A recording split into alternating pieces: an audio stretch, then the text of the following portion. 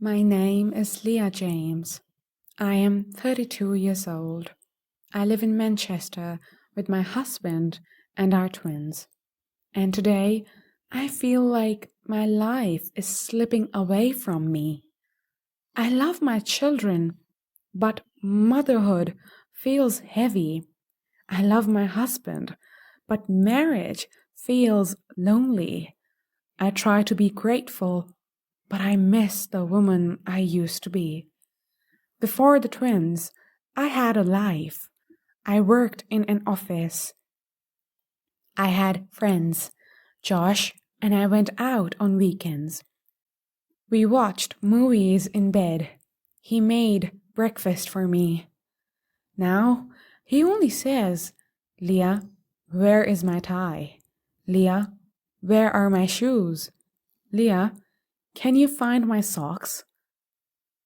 I work from home and I work around the house like a machine.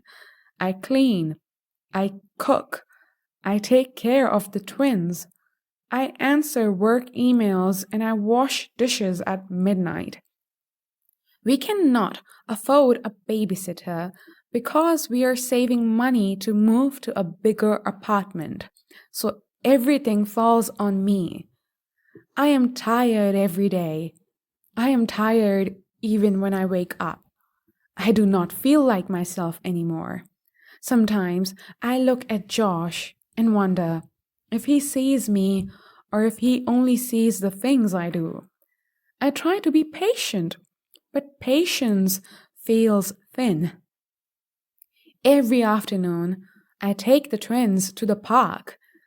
I watch other mothers walk around with makeup, new clothes, and friends beside them. They laugh and talk while their children play. They look alive.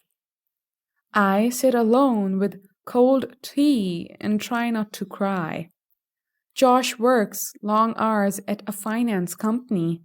He comes home late and tired. He says he's stressed. I say nothing because I am tired too. Some nights we eat dinner in silence. Some nights he falls asleep on the couch. Some nights I sit in the bathroom and cry quietly so the twins do not hear. I feel like I am losing myself. I feel like I am losing him too. One evening, the twins finally fell asleep early. The apartment felt quiet and I felt empty. I sat on the couch, hugging my knees. Josh walked in and looked at me for a long moment. He sat beside me and said softly, Leah, I see how tired you are. I see how much you do. Let's go out this Friday, just us.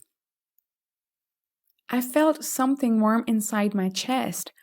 A simple night out felt like hope. We had not gone out alone in almost 2 years. On Friday, I tried to look like the old me. I curled my hair. I put on perfume. I wore a dress from before pregnancy. It felt tight, but I wanted to feel beautiful again. When I walked into the living room, Josh stopped and stared. You look beautiful, Leah, he said. For a moment, my heart felt young again. We left the twins with the babysitter for one night. We could not afford it, but Josh said we need this. We went to the restaurant where we celebrated our first anniversary. The place had changed, but sitting there with Josh felt right. The lights were warm, the music was soft. It felt like we had stepped out of our problems and into an older version of us.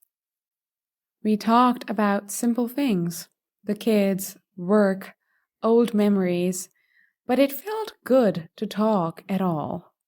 We ordered dinner.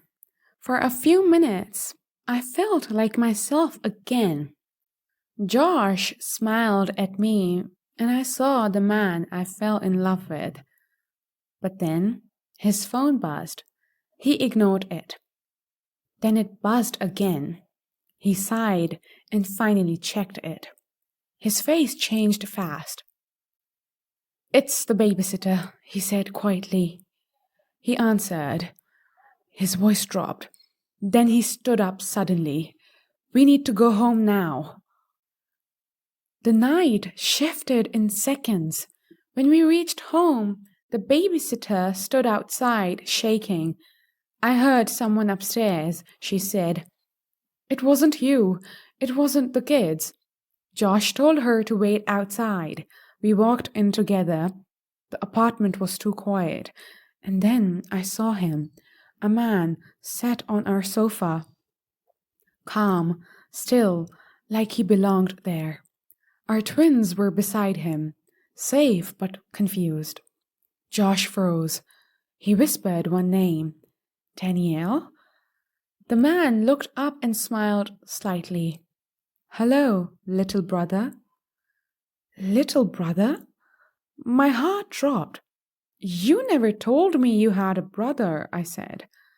Josh's face was pale and tense. Danielle stood slowly.